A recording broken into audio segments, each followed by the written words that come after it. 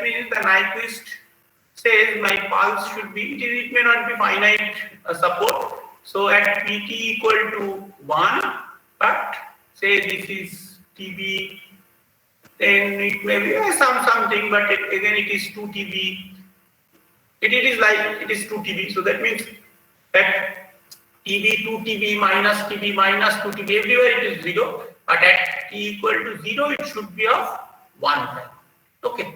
So this is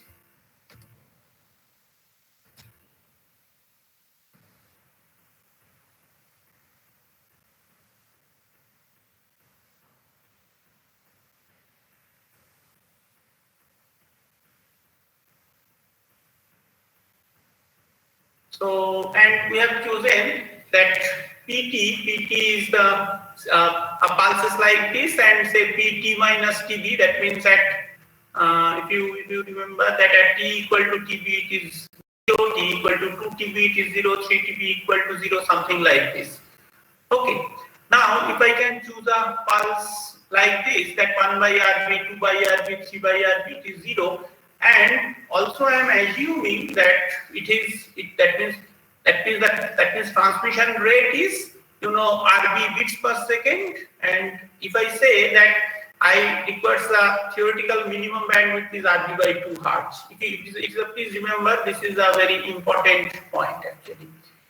And you will see that how can I choose a pulse that which will transmit RB bits per second, but with a minimum bandwidth of RB by 2, then you will see there is only one pulse which meets this Nyquist criteria. There is one, that means that has a bandwidth of RB by 2, and it can send RB, and that there exists, then it meets the, first of all, that it has a bandwidth of RB by 2 and RB by 2, and it will meet the Nyquist criteria, that is equal to RB.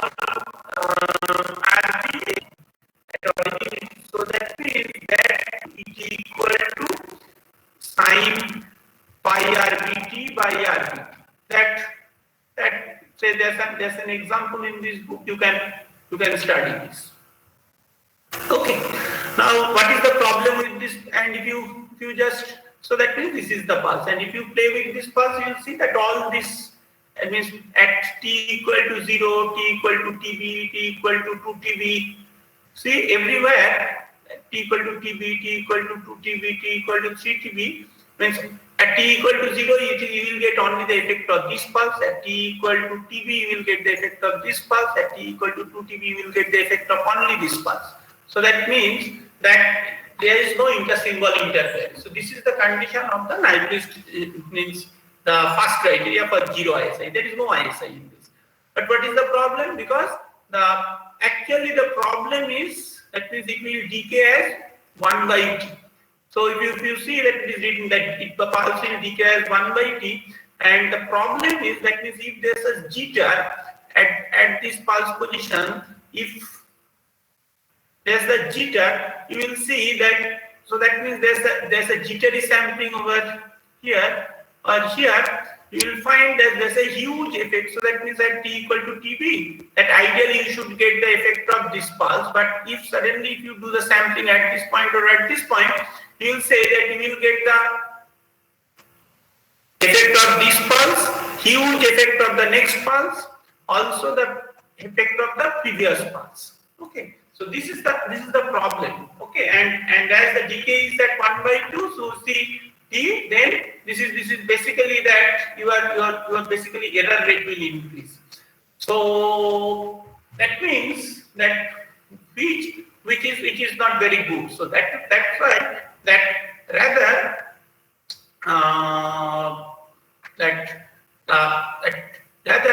it is some sort of a practical impossibility. Okay, that means you have to meet the Nyquist 0 criteria. So that's why that the solution was that pulse requires, that means if you rather choose a pulse which requires a bandwidth KRB by 2 and K1 to 2, and we have derived the case, and what we have seen that if I can have if we choose a PT is the real valued pulse, that we know, but if we choose that TF is real valued and positive, okay, then then we will have this type of criteria, and finally that we are getting this is my roll-off rate or excess bandwidth by theoretical minimum bandwidth. It is coming as R0 to 1, and what is my that bandwidth? This was my minimum bandwidth and this was my excess bandwidth. Okay, if you remember that we proved in the previous class that now the bandwidth is RB by 2 plus RB by 2. That means this is your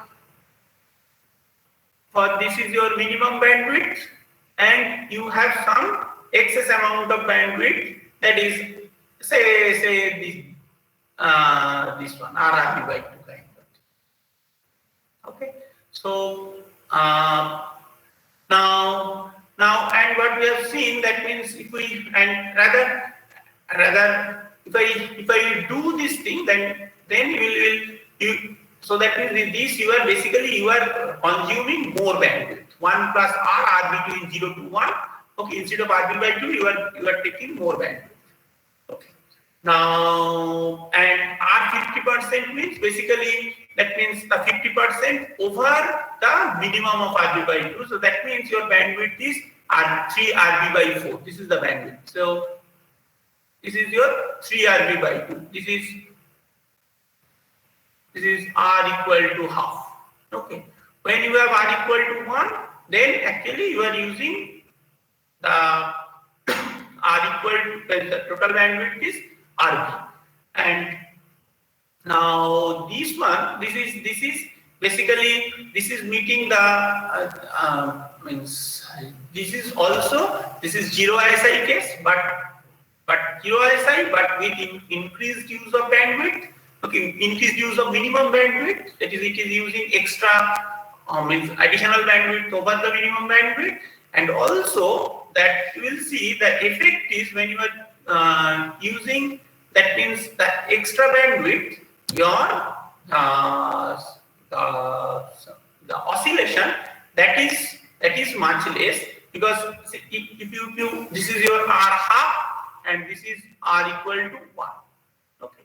Now R equal to 1 means say this is your R equal to 1, this one, and this is your R equal to half, and this is equal to R equal to 0, that is the minimum bandwidth, same kind of. Now that if you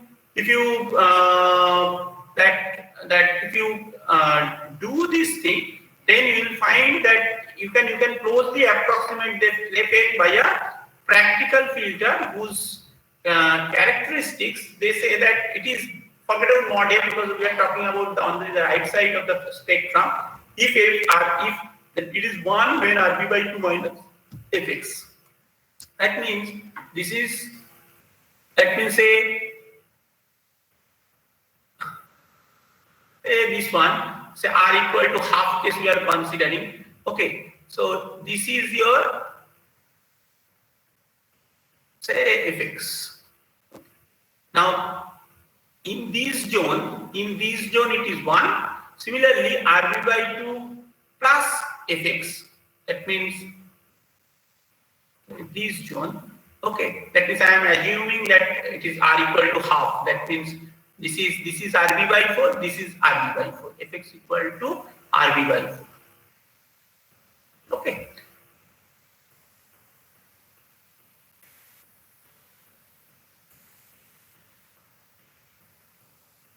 So beyond this, that is also, it is 0. You see that this is also 0, and above this is 1, and this is the characteristics. That means if you see that, see this is 1 and this is 0, RB by 2 plus fx. Fx is that R into RB. Fx equal to R into RB by 2. What is fx? Fx equal to R into RB by 2. Okay. This is your fx. Okay. Now, and if within fx, then it is some sort of a 1 minus sin pi term. Actually, basically these characteristics. 1 minus sin pi is basically these characteristics. Now, if I just plot in case of maximum value of this R, that is R equal to 1. That means if I consider these particular characteristics, if I consider these particular characteristics where r equal to 1, okay, then what will happen? That means you just put over here and you will see that means your PF is basically, if you play little bit with this term, there's the cos square term. Please remember cos square and some rectangular function. Okay. Now this is called the raised cosine theta. This is called the raised cosine theta. That means to try to understand this. So this is also, this is a filter, this is a pulse that you should send, which will cause 0 ISI. Also, but it will not use the minimum bandwidth. It will use some minimum bandwidth of b by 2. Rather, it will use the more bandwidth. Okay, over some bandwidth over b by 2. But it has a very good very good oscillation value. That means if you see when r equal to 0, you have a like this. So that means at t equal to tb, you will do another sampling from here. So when it is a 0 crossing, then actually you will ideally you will have something like this. Now here for r equal to 0 case, suddenly you have, if you suddenly miss the sampling, you have a very big value. But when r equal to 1 or r equal to 5.5, you see that is even if you miss the right sampling, that is even if you sampling jitter, then your decay is faster than 1 by r kind, 1 by n kind of thing or 1 by t kind of thing. Okay, so now for r equal to 1, so that means your error in the detection will be much less. Now in this one, you will check, that means if I have a PF is like this, if you just do PT, if you take the inverse Fourier transform, that is PT will be coming something like this. Now this is like, that is sin pi RBT means sin pi RBT by pi RBT, and here it is t square, that is some sort of a t cube. That means it is decaying as rapidly as 1 by t cube. Okay, so see, you see that means it is decaying, it is decaying away in this way.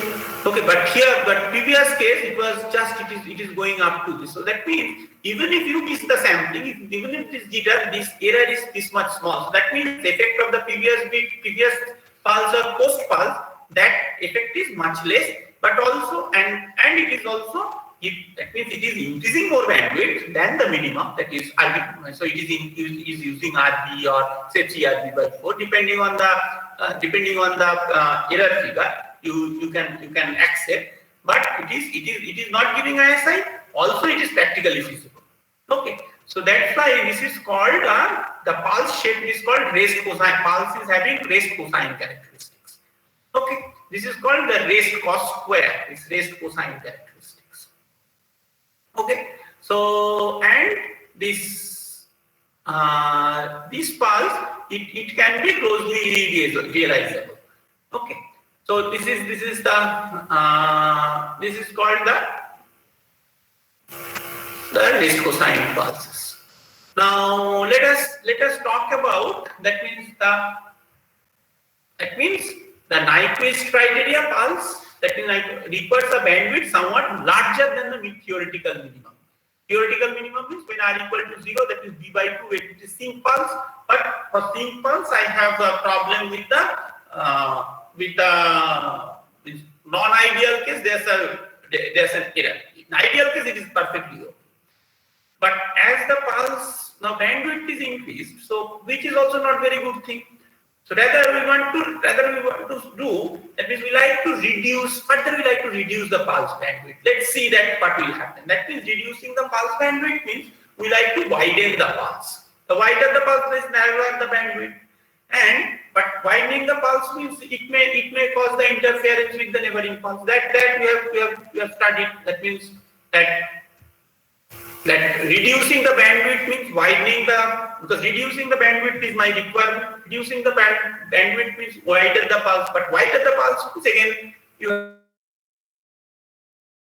have a known or because in the previous case we were talking about no ISI. Rather now we are saying that we will allow some controlled amount of ISI, but which can be removed. Okay, which can be removed. That means rather what I am doing, rather I am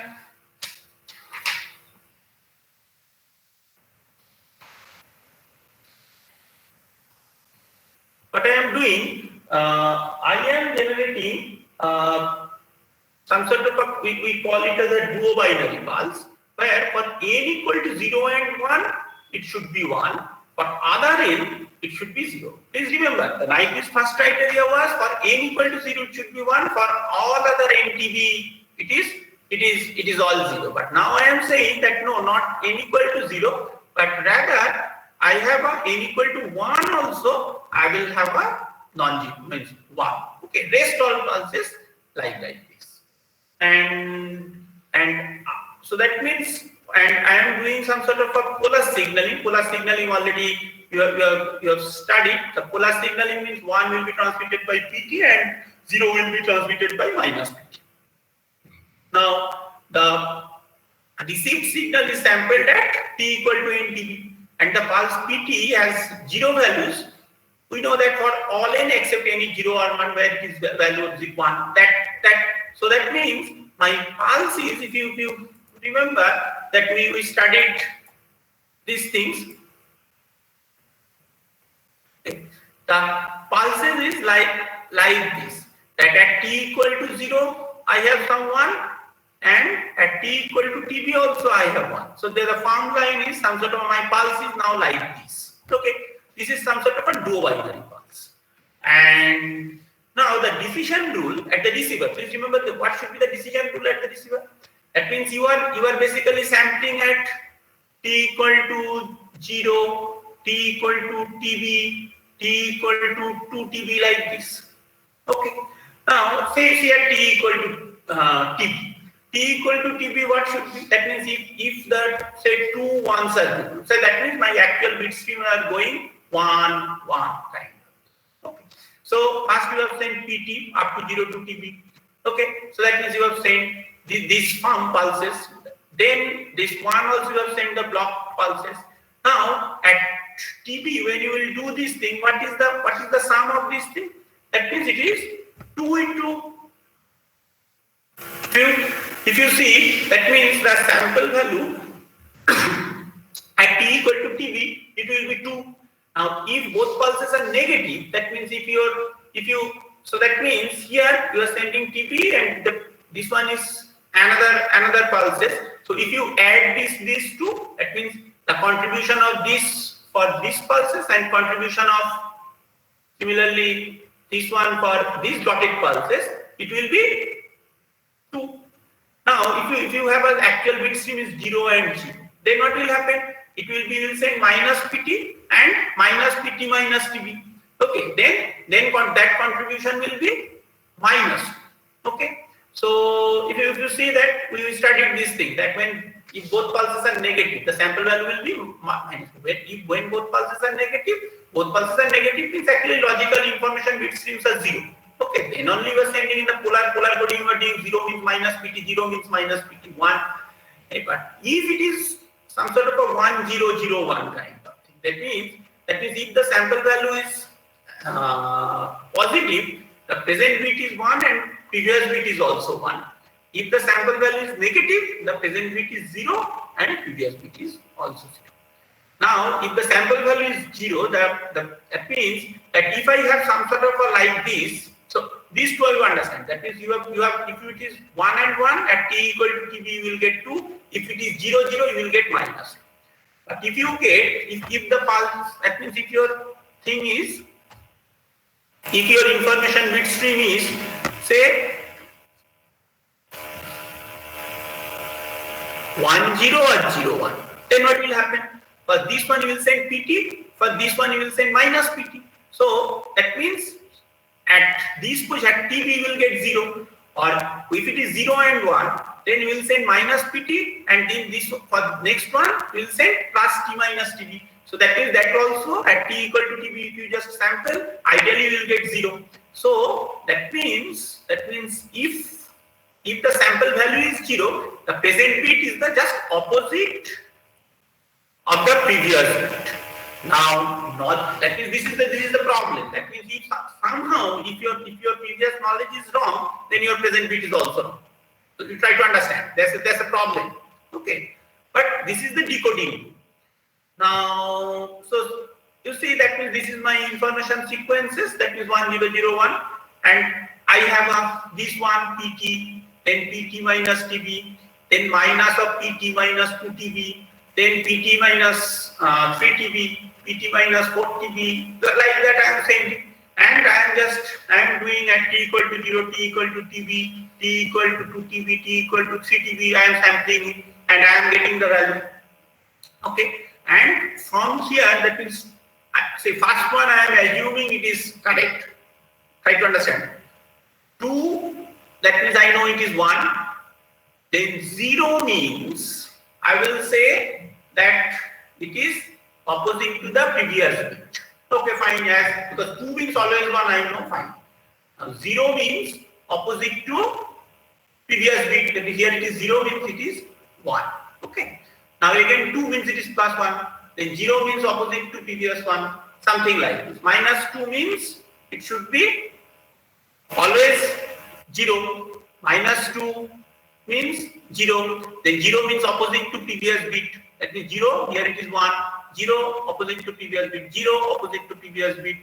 Now you see, that means if there is some mistake here, say you have by mistake you have detected 1 at the receiver. Okay, detected sequence means, please remember, this is at receiver. What will happen? When you have 0 means you will say, oh, it is 0 I have received, that is opposite to the previous one. So you will detect it as 0. Then, oh, again 0, that means the opposite of the previous one, you will detect 1. Then it is 0, then the opposite to the previous one, then you will detect 0.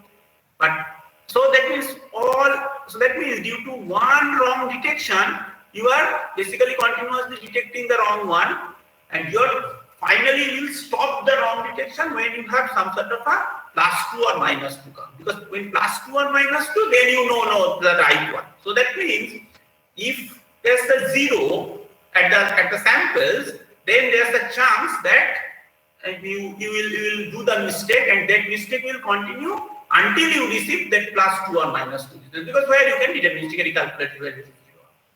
So that means so this is the problem of this group. This is called some sort of a this is I am allowing some controlled ISI. Okay, but also this is called partial response signaling. There are different names, but there is some problem, and there are some error detecting. There is some error detecting property in this one.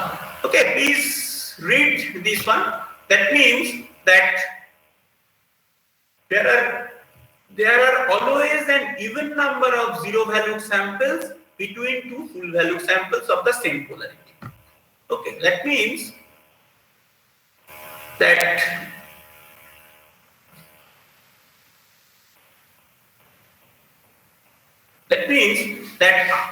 so that means you try to understand that I have some probability of the detection, because if I make one error, then there will be a error in the consecutive bits. But there is certain error detection mechanism also. From this step, we will see that if I have two full value samples of full same polarity, that means say 2 and 2. Okay, say 2 and 2, then there will be an even number of zero-valued samples. There are even number of zero-valued samples. Here you see even number of zero-valued samples. Okay. So this is, and if there's a -2 and +2, then there will be an odd number of zero-valued samples. If you play with these things, this will. So that means when you are detecting the things, you should also check these things so that even if some error comes, then I can detect it. Okay. Now this is called some sort of this scheme of this So I am why the name controlled ISI? Because I am allowing some ISI over here. That means I am at t equal to TB. I am allowing some the previous. So that means this is so say if I consider this is my correct one. So that means at t equal to TB, I am detecting. I am using this information and that information from that one. From that one, I am trying to detect. So these two consecutive pulses are overlapped at t equal to TB. But I can detect from even from that with my coding technique. So that's why this is called some sort of I am allowing some controlled ISI. Previously no ISI. Okay, now I am saying no, I will use some sort of a controlled ISI, but also it's known as correlative and partial response scheme. And these are all satisfying the second criteria, that is 4.37. That means this criteria. This is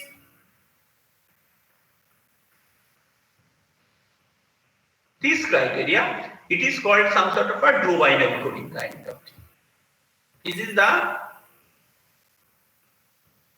dual binary pulse. Now, dual binary pulse means you try to understand that what should be the dual binary pulse.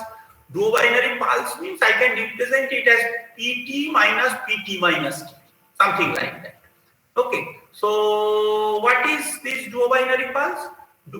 The dual binary pulse is basically I have think because from previous that Nyquist zero ISI pulse, from that scene pi t minus t by TB, or you can say pi RPT minus sync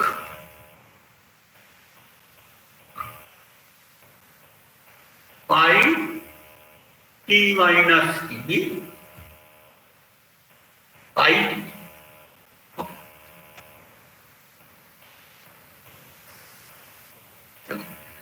So if I choose the pulse in this way, you will see that if you play with this thing, because it is sine pi t by pi t by pi t by TB divided by pi t by TB, sorry, not minus, this is plus sine of this one divided by this term, and if you play a little bit with this one, and you have RB equal to 1 by TB. If you just use this one, you will find this. So this is my pulse. Okay, and this pulse, if you see at t, what is the plot of this pulse? If you check, say this is the plot of this pulse, and this pulse here, the value,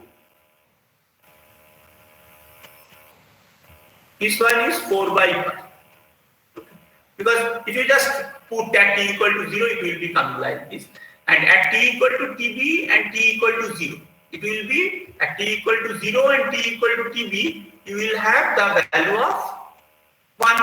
Okay. And rest 2TB, 3TB, everywhere it is 0, minus 2TB, minus 3TB, everywhere it is 0. So that means that is my dual binary pulse. I am following this one. That means at n equal to 0 and 1, I have the 1, but rest all n, it is 0. So I am creating the dual binary pulse from the basic Nyquist pulse, okay, of the minimum bandwidth, because this pulse was the minimum bandwidth pulse without any ISI. Now I am having a controlled ISI with some amount of bandwidth. Let us see what about the bandwidth requirement. And this is my PT, and then from this one, if I take the Fourier transform, then I will have some sort of a, don't forget about, don't be afraid. So forget about, so this is your phase term. This is some pi f by RB. Pi f by RB is some sort of a, this is the rectangle. This is your RB by 2 and minus RB by 2. Okay.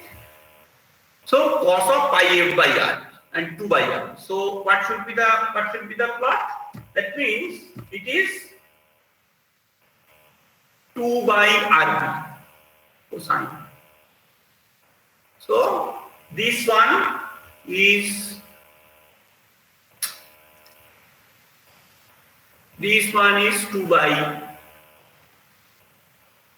RB, and cos of pi f TB is 1 by RB is pi f TB, and it is minus RB by 2 to plus RB by 2. So it is minus because I have a rectangle one. I have a rectangle minus RB by 2 to plus RB by 2. And I have cos pi f TB means when RB at f equal to RB by 2, that means RB pi by 2, cos pi by 2 0. So now you see the bandwidth requirement is now 0 to 1. That means with the RB by 2 is the bandwidth. Try to understand. Now that means I am getting with the using a bandwidth of RB by 2, my pulse, but I am sending the pulses at a rate RB. Okay, so that means using the, so I am sending the pulses RB pulse per second or RB bits, RB is my pulse rate, and the bandwidth I am using, it is RB by 2. Okay, that means I have achieved the minimum bandwidth. Okay, so that means what is your spectral efficiency? Spectral efficiency, that is bits per hertz. Bits per hertz is, it is 2 bits per hertz. Okay, that means RB by 2. That means what is my spectral efficiency? This is my RB bits per second or RB pulses per second, and your bandwidth is RB by 2. So that is 2. 2 is 2 bits per second per hertz. This is your spectral efficiency.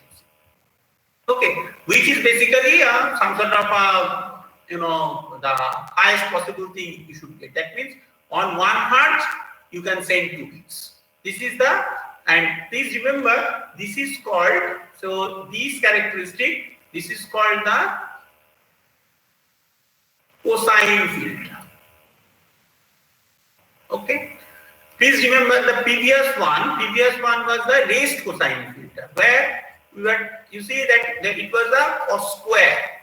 Okay, it is raised cosine, but this one I am just using more bandwidth. Okay, I have reduced the bandwidth, I have increased the things, and I have allowed controlled amount of ISI. But here my pulse will be like this PT, and this will be my cosine filter. Okay.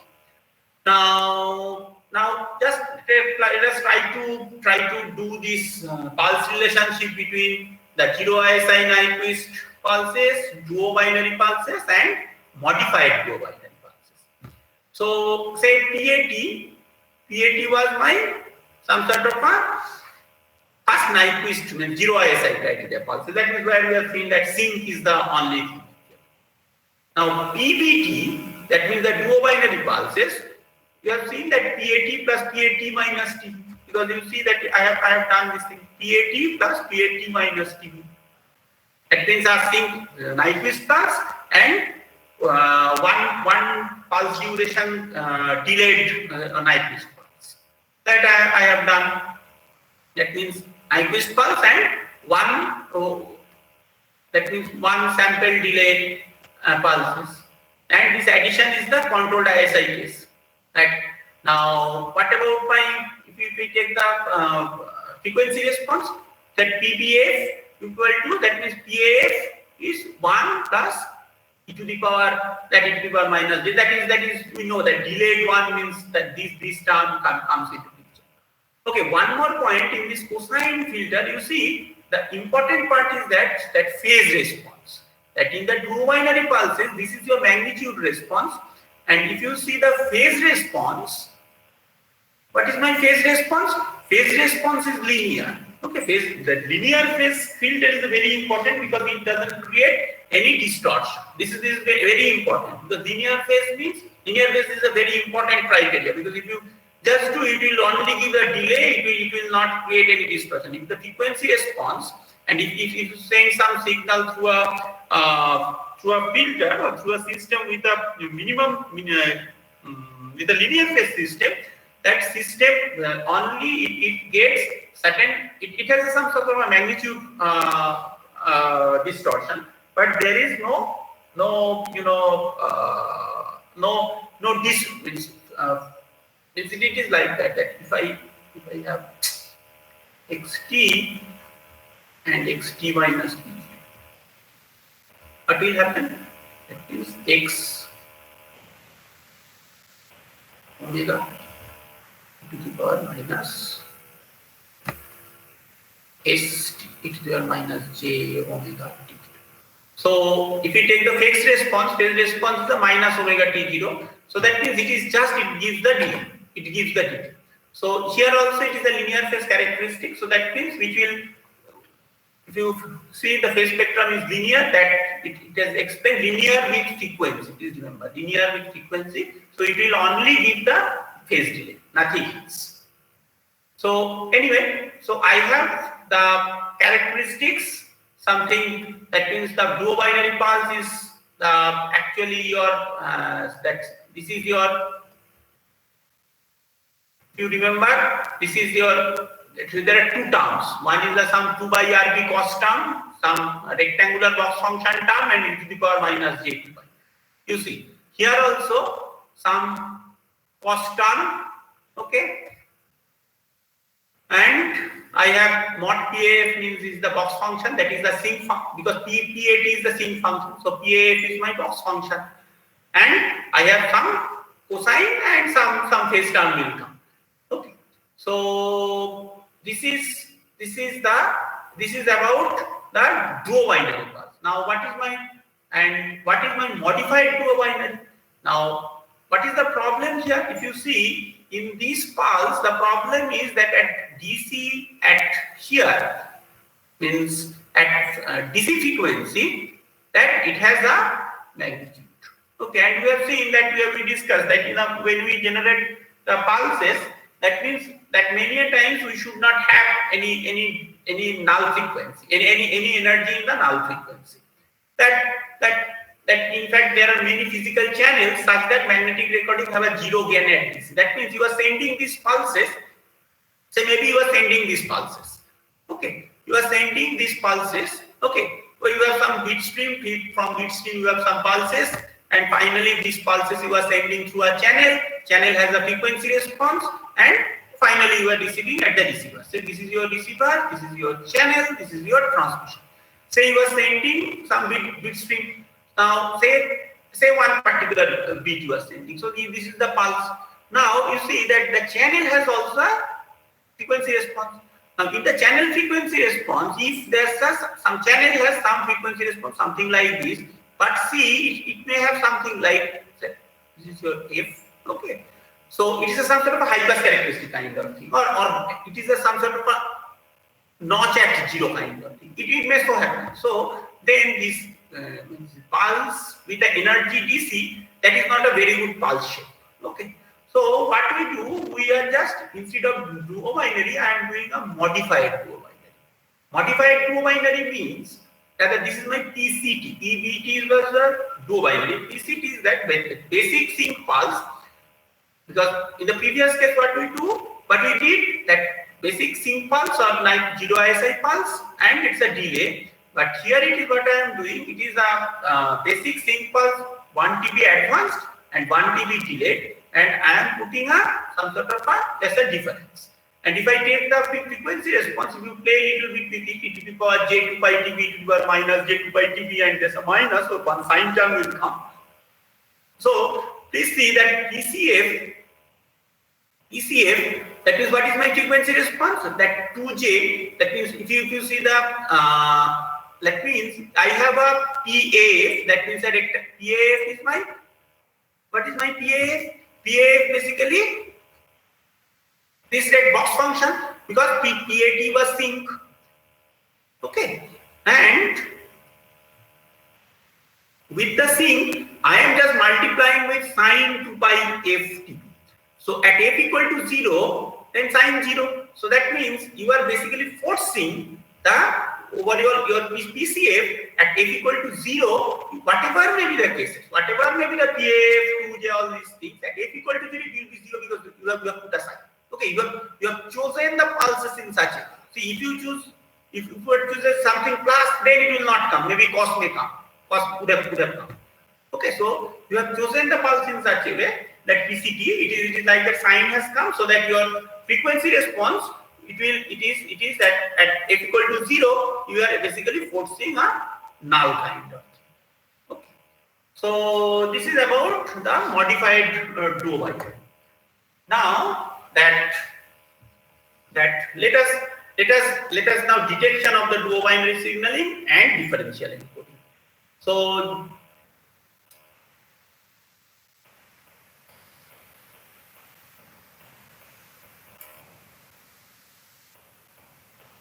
here, that means let us see the basic bit. This is your message bit. That means you are coming 0, 1, 1, something it is coming. You have made a polar line code. That means here you have made minus PT, then PT minus TB, then again plus 1 PT minus 2 TB, something. Then again you are sending like this. Okay. So, or rather it should be opposite. Sorry. The actually first one is this one. Actually, we write it. It depends. That means if you put it like this, the pulses are like first 0, means 1. This one is last. Okay. Then 1, then 1, then you do like this. So it is what we say. That means that your YT is the total thing. Is that we say that summation of AK PT minus TBK, if you remember. That means what is your YT? You remember that the very first day we discussed about over K, AK, PT minus K into T. You remember that we did like this, and I have my polar code means AK is 1 and minus 1, so it is plus and minus. So that I am doing, that is minus PT plus T minus T. Say when it is 0, that is minus P.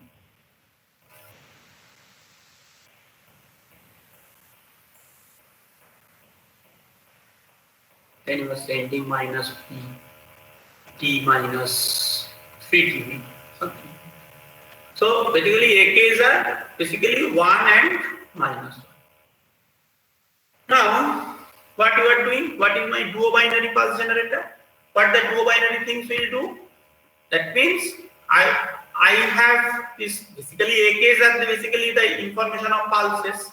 That means I will add that. What is my duo-binary things? Duo-binary thing means PT plus PT minus delayed T. So I have AKPT plus AKPT minus TB, something like that. I will delay and I will make BK. Okay, if you remember that, so I have my IK 0 and 1. What is my polar code? Polar code is 2IK minus 1. That means when IK equal to 0, my polar code is AK equal to minus 1. When IK equal to 1,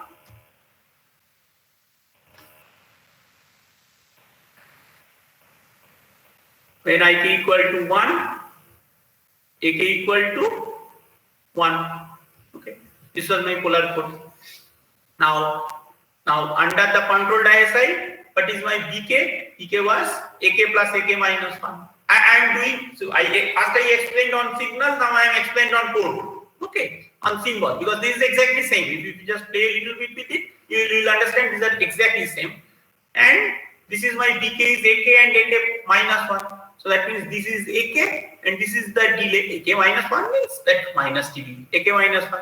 This is your BK. Now this, from this BK, basically you are sending the 0 ISI pulse generator. 0 ISI pulse generator is a sync kind of thing. Okay. So now, okay, please remember these Y is basically what I have explained here is depending on the message bit, not this Y.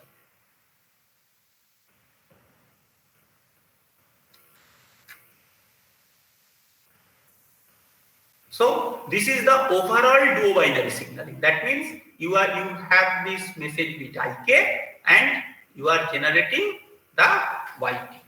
Okay, that means basically what you are studying all these things. Basically, you are with these things. If you just take an example, say some message bit 1001 like that. Say you choose some sort of a message bit 1, 2,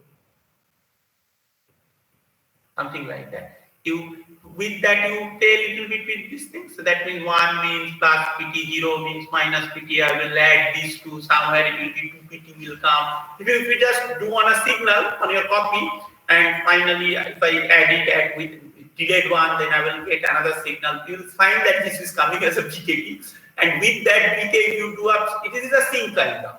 Okay, then you will find that the same YT is coming. The thing is that each portion, if you do it on this one on the message symbol, this whole portion you can do it on the DSP or on computer. You need not do some sort of analog signaling and all these things. That's why implementation people do in this way. So you have a previous table. So you have this table, and you play this thing. You take this YT, and then you generate YKTB using this method. You will find that you will generate the same YKTB from in that table. Okay. Now in this duobinary, that means what is the problem? That if you see, that is when we are talking about duobinary coding, the problem was that when there is a zero, that means when there is a zero, I say my detected sequence is the previous to, opposite to previous. This is a basic problem, because we have seen that the error is coming out. Because if I make some mistake, suddenly error will go.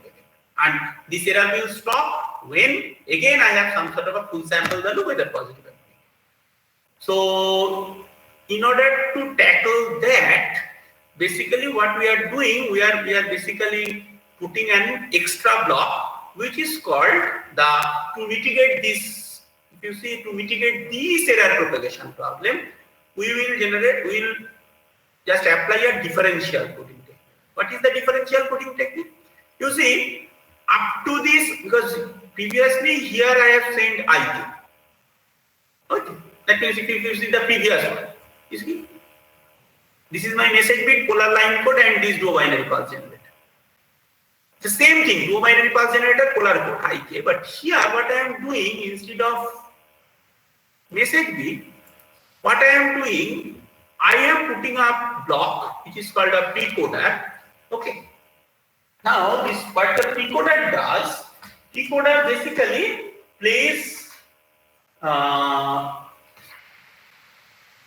little bit with the message bits. That means instead of IK, I will give PK. What is my PK? PK is IK plus IK minus 1. That means you say that PK is IK plus a modulo 2 operation, XOR kind of thing, PK minus 1. Okay. The rest of the things it is absolutely simple. Okay. So that means that this part, this is called the differential encoding. Okay. That means I am encoding the message, so that means what is this IK and PK minus 1 with an assumption that initial states is either P0 equal to 0 or P0 equal to 1. That is modulo 2 means XOR operation. Okay. If you just do these things, if you play with these things, you will find that you will finally, this is at the transmitter side, and when there is no noise, the receiver decision. So that means at the receiver side, you have to understand, you are from the YT, because at the receiver you are receiving this YT and you are sampling at 0 TB, 2 TB, 3 TB, 4 TB there. From there you have to detect this IK hat, that means message. Okay, so that he is detecting when there is no noise, that means YKTB. So that means at the transmitter you have to do properly, so that at the receiver from the YKTB you should detect this YK. So that they have done this example, and you just do little bit. You just play with this one. You will find that you can detect the bits properly. And and you can with this table, with this, you see, this table and previous table, that difference is that I have some sort of a differential encoding. That means from earlier what I did, from IK I made the AK, but now I am making IK to PK, PK to AK, and then just generating with some initial state. I am taking PK, some 0, or you can choose 1. Just okay. So, and when it is some sort of a MRE symbol, when the information symbols, instead of say when, because we are saying that means I am sending 0 and 1, but say if the information symbols are not 0 and 1, say information symbols are 0 0 0 1 1 0 1 1, that means say some sort of a 4RE communication, then instead of modulo 2 here, instead of modulo 2 you have to do modulo m, that means modulo 4. Okay, that operation, nothing else. Okay, so this is about differential coding. And why do we do this differential coding? In order to stop the error progression. Okay, so this is all about today. Next class we will talk about, that means we will generate the, how to generate the pulses, and also it should have certain properties and these things.